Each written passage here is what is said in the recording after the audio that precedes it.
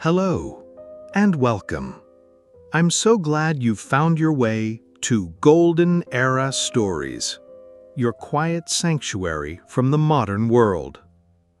My purpose here is to be your guide on a journey back in time to tales that have echoed through the ages. So, before you settle in completely, please take a quiet moment to like this video and subscribe, but only if you feel these stories offer you a sense of wonder and escape. I love to imagine our tales reaching every corner of the world, so let me know in the comments where you are listening from and what time the stars are keeping for you.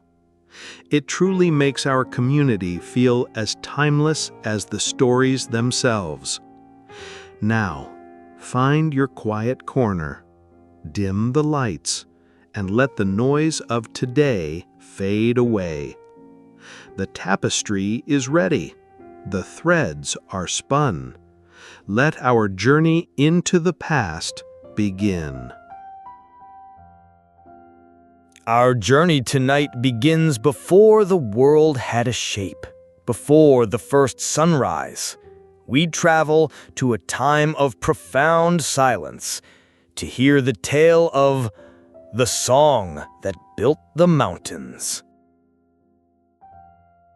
Before there was time, there was stillness. The world was a vast, unbroken plain, stretching from one edge of eternity to the other. There were no mountains to pierce the sky, no valleys to cradle the shadows. There was only the soft whisper of the wind over an endless sea of grass, and a silence so deep you could hear the turning of the stars.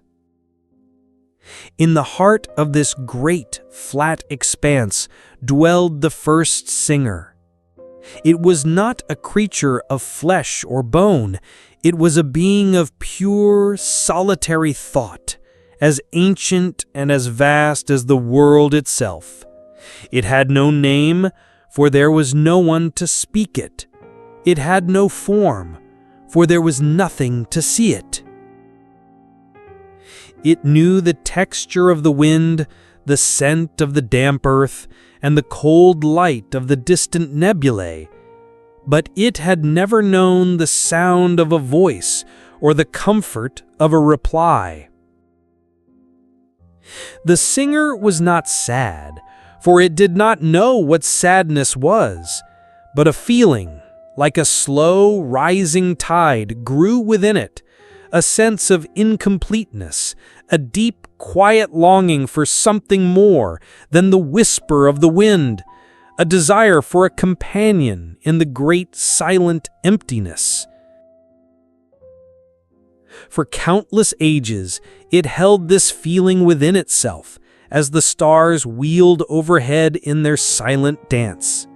It watched the mists form and dissipate. It felt the warmth of suns being born and the chill of others growing old, and the longing grew until it could no longer be contained. It was a pressure that needed a release, a silence that yearned to be broken. And so, drawing upon all the stillness and all the longing it had ever known, the first singer prepared to create something new. It was not to be made of light or of shadow or of dust. It was to be made of breath. It was to be made of voice. It was to be the world's first song. And so, from the heart of that profound stillness, the first singer gathered its being. It drew in the scent of the wet earth, the memory of starlight, and the vast, quiet loneliness of the plains.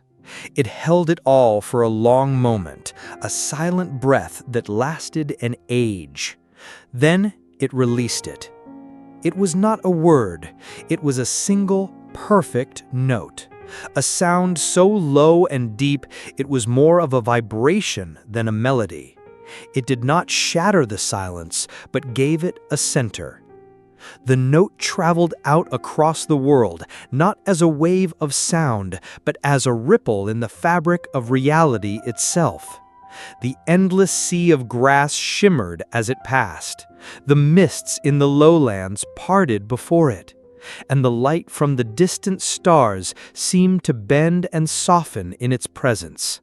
This was the first note, and the world would never be the same. The note journeyed for an eternity across the unbroken plains to the very edge of existence where the world met the great void. For a time there was only silence again as the world held the memory of the sound. But then something miraculous happened. Faintly at first, then growing clearer, the note returned. It was an echo, the world's first reply. The world had learned the song and was singing it back to its creator. And for the first time, the singer felt a new feeling wash over it, a feeling of connection, a feeling of joy. It was no longer alone. In its happiness, it sang another note, higher and sweeter this time, not to the world, but to the returning echo, creating the world's first harmony. This was the beginning of the great song, a cosmic duet between the singer and its own echo, a conversation that would last for ages and shape the very foundations of the world. With each new harmony, the vibrations grew so profound that the flat plains began to stir. The singer wove a long, low, resonant melody, and the earth responded, rising in gentle, massive folds, creating the first rolling hills. The grass upon them grew a deeper, richer green, solidified by the deep music. Then the singer composed a higher, more intricate tune, a trill of sharp, crystalline notes. The vibrations from this song were faster, sharper. They caused the earth to rise, not in soft folds, but in jagged, magnificent peaks that reached for the sky, their stony edges catching the starlight like frozen jewels. For eons, the symphony of creation continued. Each new melody, each new harmony gave birth to a new mountain range, a new valley, a new majestic peak. The world was no longer flat. It was a landscape of breathtaking beauty, a masterpiece of sound and stone. The mountains were not just rock, they were frozen music. They were the world's memory of the great song. Finally, the singer knew its work was almost complete. It gathered all of its remaining essence, all of its joy, and all of its love for the world it had shaped into one final, perfect chord. It contained every note and every harmony it had ever sung. It was the sound of creation itself.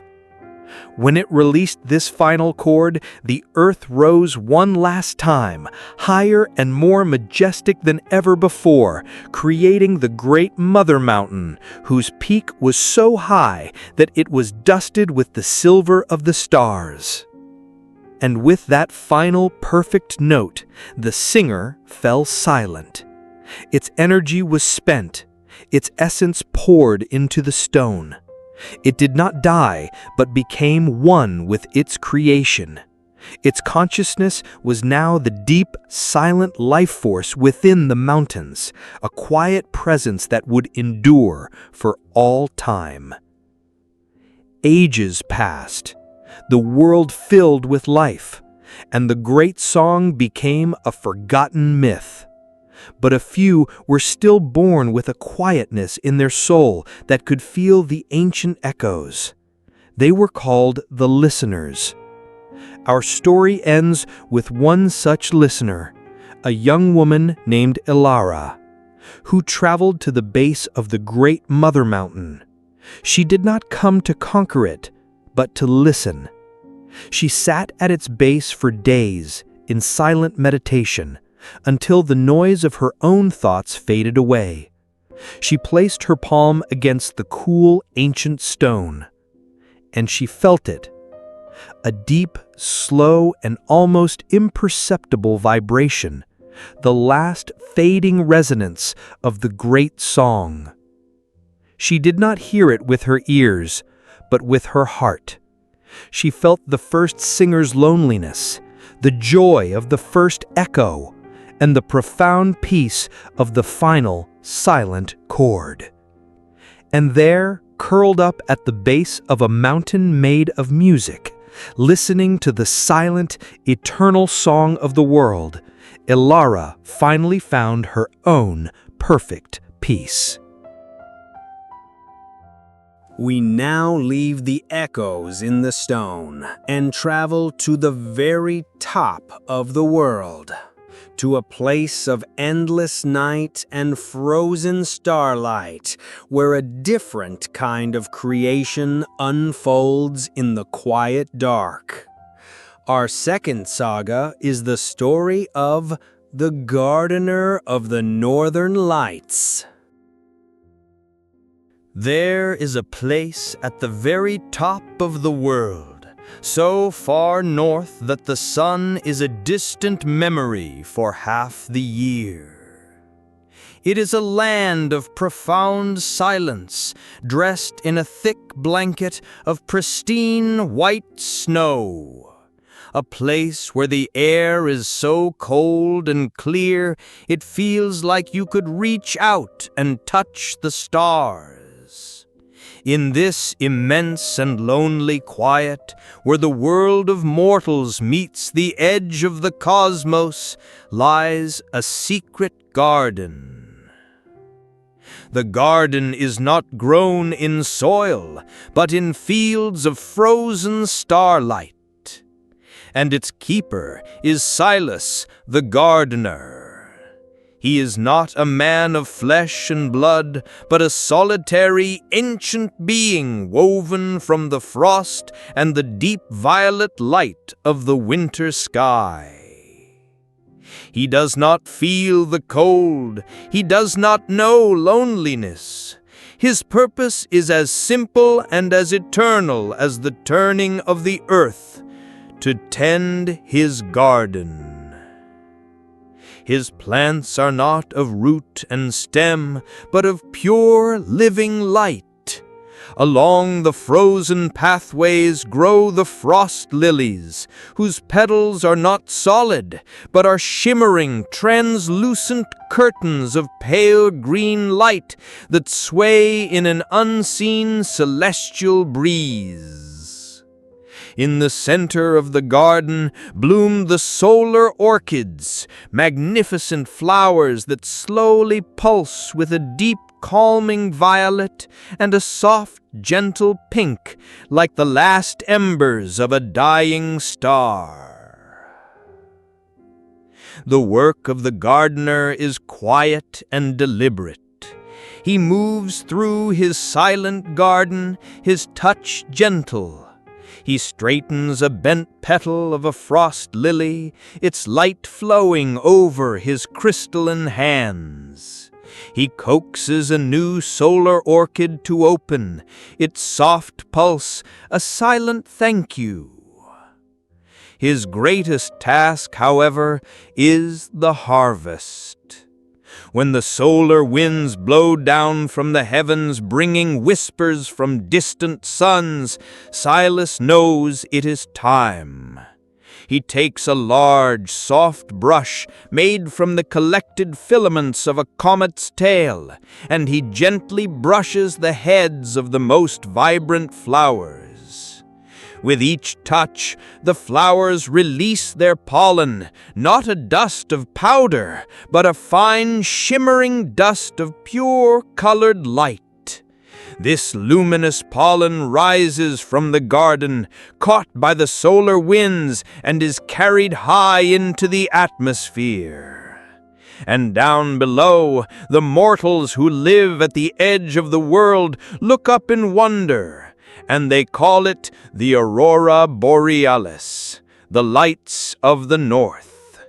They do not know they are watching a silent celestial harvest, tended by a lonely gardener at the top of the world. For uncounted ages, the rhythm of the garden was the only truth Silas knew. The slow bloom, the gentle pulse of light, the silent harvest on the solar winds. It was a perfect, unchanging cycle of quiet, beautiful work.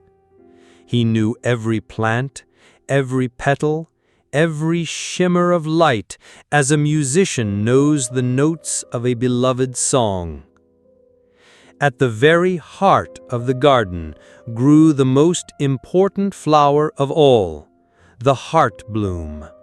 It was not the largest, but its light was the oldest and the deepest.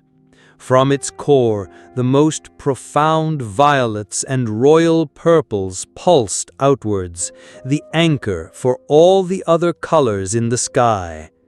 It was the soul of the garden. Its light was the source of the aurora's deepest magic. But one long winter, Silas noticed something wrong. A change so subtle at first, he thought it was a trick of the starlight. The light of the heart bloom was weaker. Its deep, confident violet had become a pale, hesitant lavender. The pulse of its light, once as steady as a sleeping heart, was now faint and fluttering. A new feeling entered the gardener's ancient consciousness, one he had not known for millennia, a quiet, deep concern. He tended to the heart bloom with extra care. He cleared away imaginary frost from its base. He gently brushed its fading petals, hoping to coax out their color. But the flower did not respond. Day by day, its light continued to dim, and a gentle melancholy began to spread through the garden. The harvest came, and the solar winds swept down from the heavens. Silas gathered the luminous pollen as he always had, but the dust was thin and pale. He cast it into the celestial currents, and down below the mortals saw an aurora that was only a ghost of its former glory. The great shimmering curtains of green were faded and thin. The magical pinks and violets were almost entirely gone. The sky's great beautiful song was becoming a faint, sad whisper. Silas stood before the dimming heart bloom, a silent watcher in his fading garden. He understood with a certainty that chilled him more than any Arctic frost, that the problem was not in the garden's frozen soil or in the flower itself. The sickness was coming from somewhere else, from the world below. The garden was forgetting how to shine because the world was forgetting how to look up. For the first time in his eternal existence, Silas knew he must leave his garden. He was a being of the quiet north, of the frost and the starlight. The world of mortals, with its noise, its warmth, and its fleeting concerns, was a place he had only ever observed from a great silent distance. But the fading of the heart bloom was a call he could not ignore. He did not walk. His journey was one of silent transformation. He gathered the faintest, palest dust from a dying frost lily and wrapped it around himself, creating a cloak of invisibility. He then stepped into the solar winds that swept down from the cosmos, becoming a formless, silent passenger on the celestial currents, a thought drifting southward, away from his home. As he traveled, the world below changed. The endless pristine white of the snow gave way to the deep, dark green of ancient pine forests. The silence of the Arctic was replaced by the sighing of the wind in the trees and the distant cry of a wolf. Further south he drifted, and the land softened into rolling hills. He saw the first signs of mortals. Small, lonely wooden houses with plumes of warm gray smoke rising from their chimneys, looking like soft, sleepy sighs against the cold sky. He did not stop. The source of the world's forgetfulness was not in these quiet, rural places where people still lived by the rhythm of the moon and the seasons. The current carried him further, to a place he had only ever seen as a strange, unnatural glow on the horizon, the great city of men. He descended on the edge of the city, a silent, invisible presence, and he was overwhelmed. The quiet of his world was shattered by a constant low roar, of machines, of voices, of 1,000 lives moving too fast. And the sky, the beautiful, dark, star-filled sky of his home was gone. It was hidden behind a thick, hazy veil of orange light, a false, empty glow that blocked out the cosmos. The people below scurried through their streets of stone, their heads down, their eyes fixed on the small, bright squares in their hands or on the troubles in their own minds. No one looked up, not a single soul. And in that moment, Silas felt the heart bloom in his distant garden flicker and dim even more. He understood the deep, sad truth. The aurora was not just a light in the sky. It was a memory, a connection, a reminder of a world much larger and more magical than the one these people had built for themselves. And a memory, without anyone to remember it, simply fades away. Far to the north, in a small, isolated cabin nestled deep within the silent, snow-covered forests, lived a young woman named Aurora. She was not a native of this land. She was an artist, a painter who had traveled from the bustling, noisy cities of the south. She had come seeking something the city could not give her, a sight she had only ever seen in old, forgotten books, the great, beautiful lights of the north. For weeks she waited, but the sky remained dark and empty. The elders in the nearby village told her the lights were shy this year, that their spirits were weak. Still, she did not lose hope. She spent her days walking through the profound silence of the winter woods, sketching the twisted shapes of the sleeping trees and the delicate patterns of the frost. One afternoon, while returning to her cabin, the weather turned. A sudden, fierce snowstorm, a whiteout, descended from the mountains. The world vanished in a swirling vortex of white. In moments, the path was gone. Her footprints were erased. The cabin was lost to her. She was a tiny, solitary figure in a vast, indifferent storm.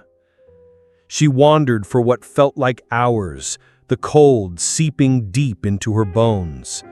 Her energy began to fade. Finally, exhausted, she stumbled and fell into a deep drift of soft snow. She knew she was in danger. She was tired. So very tired. It would be so easy to simply close her eyes and sleep. But as she lay there, ready to surrender, the storm clouds above her parted for just a moment, opening a window to the heavens.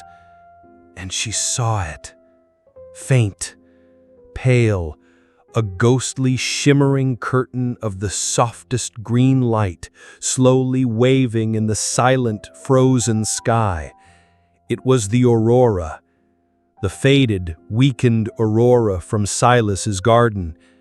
And in that moment, Ilara felt no fear. She felt no despair. She did not even feel the cold. She felt only a profound, soul-shaking beauty. As an artist, she saw not a weak light, but the very soul of the color green. She saw not a faint glow, but the ghost of a magnificent celestial song. In her final moments of strength, she lifted a trembling, gloved hand, her finger tracing the shape of the light in the air, her mind capturing the curve, the color, the impossible grace of it all. It was an act of pure, undiluted wonder, a single mortal spark of perfect appreciation offered up to the cold, dark sky. At that very same moment, hundreds of miles to the south, the invisible gardener stood amidst the noise and false light of the city. He felt a deep, final tremor from his distant garden.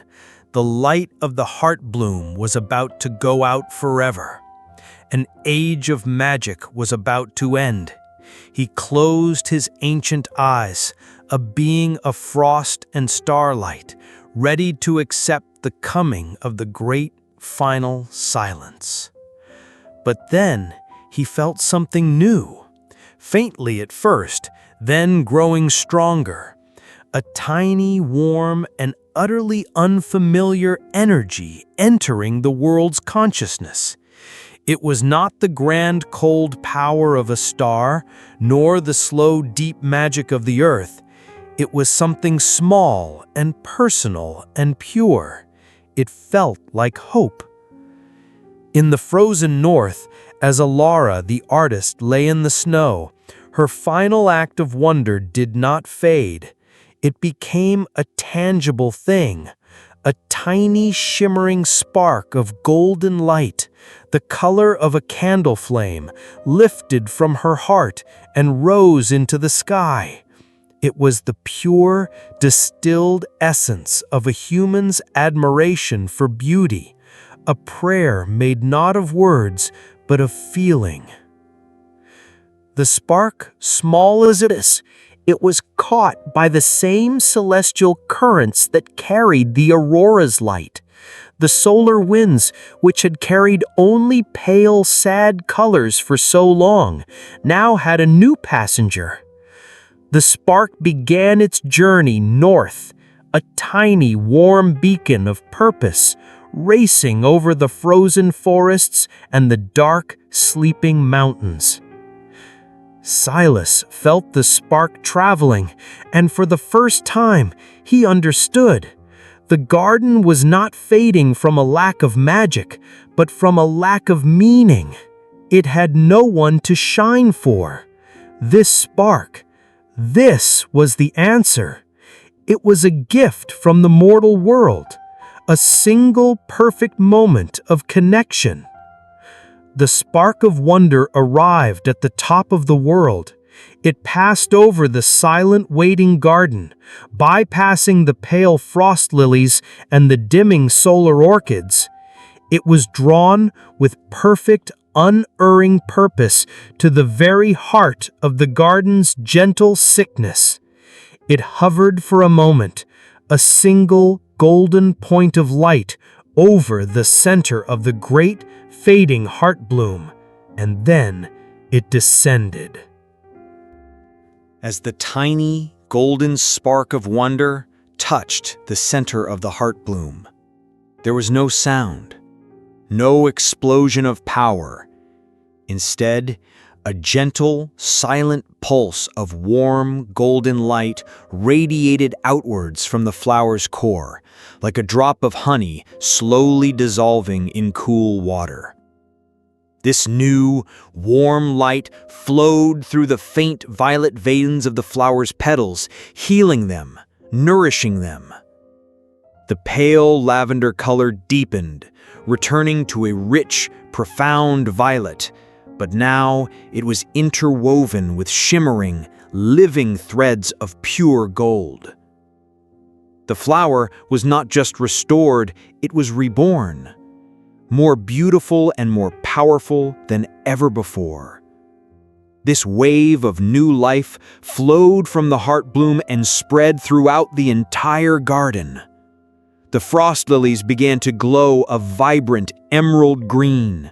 The solar orchids pulsed with a deep, confident rose pink. The very air of the garden shimmered with a quiet, joyful energy. This sudden surge of new life caused a spontaneous harvest.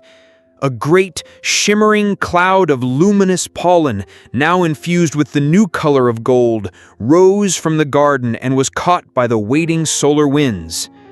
And across the skies of the north, the most spectacular aurora in 1,000 years was born.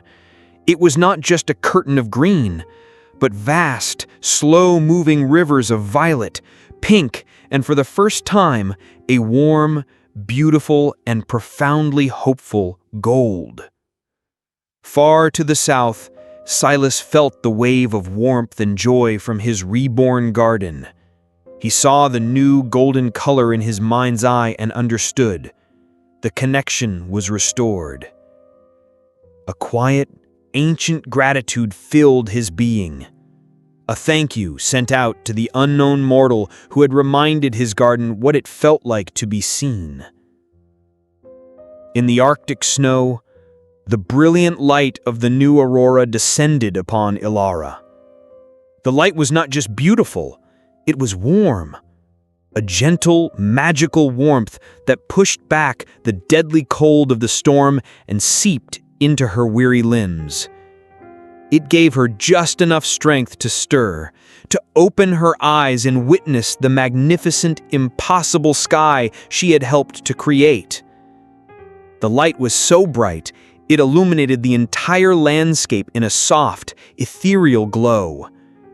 And there, in the distance, she could see it. A single, tiny point of yellow light, the window of her cabin. The aurora, born of her own wonder, was now her silent, beautiful guide leading her home. Guided by the gentle light, Ilara made her way through the snow, her heart filled not with the memory of fear, but with the warmth of an impossible beauty.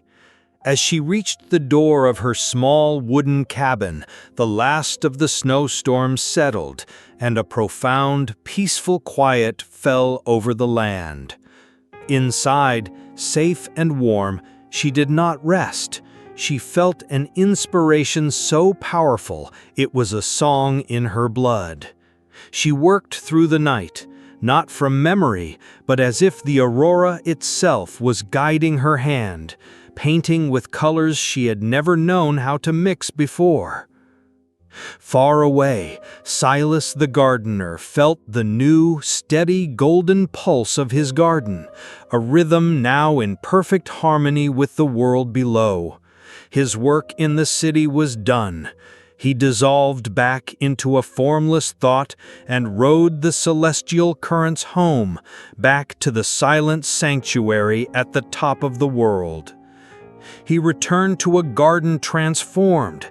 It was more vibrant, more alive than it had been in millennia. He stood before the great heart bloom, now forever interwoven with the warm, golden threads of human wonder.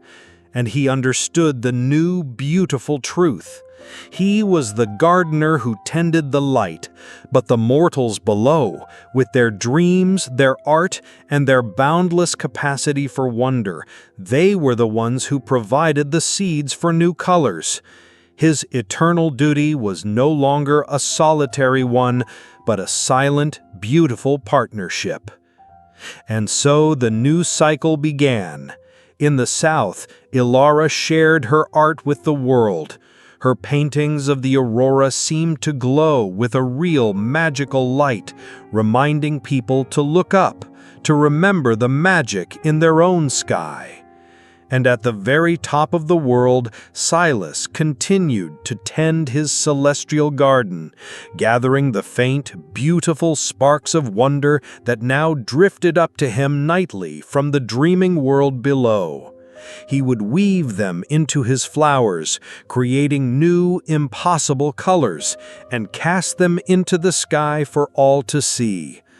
A lonely gardener and a mortal artist, forever bound in a silent, beautiful song of light and wonder. And now, for our final tale. We journey beyond place, beyond even the stars. We travel to a hidden valley where the river flows not with water, but with memory itself. We seek the story of the keeper of the last river of time. Beyond the edges of the known world, in a valley that exists only in the deepest thoughts of the earth, flows the last river of time. It does not flow with water, it flows with moments. Its current is a slow, silent, silvery stream of liquid memory. If you look into its depths, you do not see a reflection of your own face. You see shimmering, half-formed images of all that has been and all that might be. A child's first laugh, the fall of a kingdom, a star being born, a promise whispered in the dark, all drifting by like autumn leaves. And on the banks of this river sits its one and only guardian, Kale, the keeper. He is a being of no specific age, for time itself flows around him but not through him. His face is calm and unlined, and his eyes hold the patient, quiet depth of a tranquil sea. His purpose is singular and eternal, to watch the river and to ensure it never stops flowing. His work is simple and it is endless. With a long, smooth staff of petrified wood, he gently nudges moments that get caught in the eddies along the bank. A bright memory of joy that wants to be relived. A dark moment of sorrow that is too heavy to move on its own. He coaxes them back into the current, reminding them that their nature is to flow. He also skims the surface of the river with a fine net woven from spider's silk and moonlight. He catches the small debris that mortals cast into the stream of time, a forgotten word, a fleeting thought, a flicker of anger that has lost its meaning. He casts them onto the bank, where they dissolve into harmless, silent dust. But lately, the keeper's work has become difficult. The river is changing. Its silvery current has grown murky, and its flow has become sluggish, almost stagnant in places. And the debris he catches in his net is no longer light and fleeting. He is pulling out heavy, dark, solid things, stones of regret, knots of deep sorrow, shards of broken promises that are sharp to the touch. The mortal world, in its haste and its pain, is polluting the river with the weight of its own sadness. And Kale knows that if the river of time stops flowing, everything, everywhere, will simply cease to be. For many cycles, Kale worked tirelessly, his net growing heavy with the sorrows of the mortal world. But for every stone of regret he removed, another, heavier one would appear. For every knot of sorrow he untangled, another would form. He was not cleaning the river. He was merely fighting a tide of sadness that grew stronger with each passing moment. The flow of time was slowing, and a deep, cold stillness threatened to consume everything. He knew then that skimming the surface was no longer enough. The wound was deeper. He had to find the source. Putting aside his net and his staff, Kale did something he had not done in 1,000 ages. He prepared to step into the river himself. The act was a sacred and solemn one. He waded slowly into the silvery current. There was no coldness, no wetness.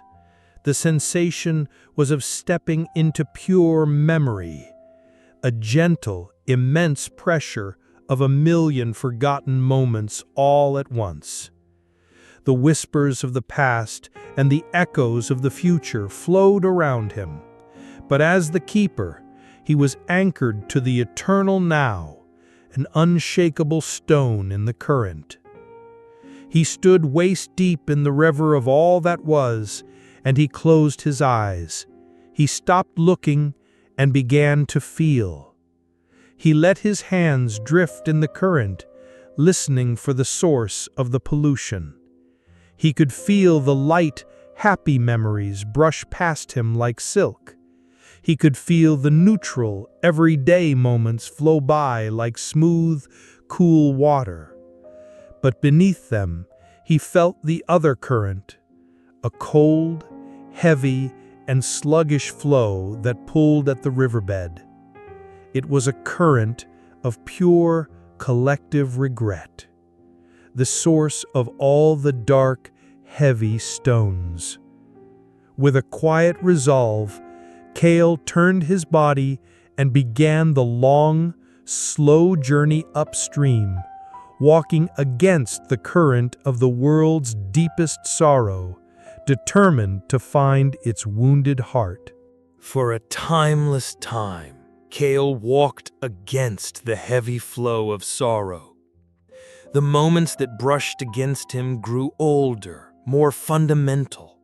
He felt the rise and fall of forgotten empires, the slow, silent growth of primeval forests, and the dust of stars settling upon a young, cooling world. With every step further into the past, the current of regret grew stronger, the river murkier, until the silvery light was almost entirely gone, replaced by a deep, melancholic gray. And then he found it, the source. It was not a dam of stones and debris as he had imagined. It was a single, colossal memory that had become snagged on the riverbed of time, vast and ancient. It looked like a great dark geode of solidified grief, its surface sharp and jagged. The current of time, once a mighty river, was forced to trickle weakly around its immense form. Kale reached out a hand, not to touch it, but to feel its essence. He understood what it was. It was the memory of the first promise broken. A moment from the dawn of the mortal world when a choice was made, a choice of power over harmony, of taking over listening. A moment so profound in its sorrow that it had wounded the very fabric of time itself. It was not an evil memory. It was a memory in deep, unending pain. And he saw now how the smaller, newer regrets of the current age were drawn to it. The individual stones of sorrow and broken promises flowing down the river would cling to the surface of this great, ancient wound like iron filings to a magnet. They were making it heavier, larger, and more solid with every passing moment, slowly but surely choking the flow of all that was and all that could be. The keeper stood before this monument of pain, his staff useless in his hands. He knew he could not shatter it or push it aside. It was too large, too fundamental to the story of the world. To remove it would be to erase history itself, and that was not his purpose. The wound could not be removed. It had to be healed. But as he felt its immense collective sorrow wash over him, he knew his own quiet power was not enough. He was a keeper, not a creator. He needed a balancing force, a memory not of regret, but of acceptance. And he did not know where in the endless river to find one. While Kael stood vigil in the heart of all moments, the mortal world continued its hurried, noisy existence, unaware of the silent river that carried its own fate. But in a small, quiet house filled with the scent of old books and dried lavender, a woman named Ilara prepared for sleep. She was an old historian, a woman who had spent her life not with kings or warriors, but with the gentle ghosts of the past, the stories left behind in faded letters and forgotten texts. Her work was not to judge history, but simply to listen to it, to understand its joys and its sorrows with a quiet and compassionate heart. Tonight, after a long day of study, she sat in her favorite chair, her breathing slow and even, and let her mind drift. She was not meditating for any purpose or seeking any grand vision. She was simply resting, allowing the ripples of the day to grow still. Her consciousness, free from the tangle of worry and thought, became like a deep, clear, and perfectly still pool of water. And in that perfect stillness, a connection was made. Her quiet mind, so attuned to the flow of the past, became a small, unseen tributary, its waters flowing gently out of her world and touching the banks of the great river of time.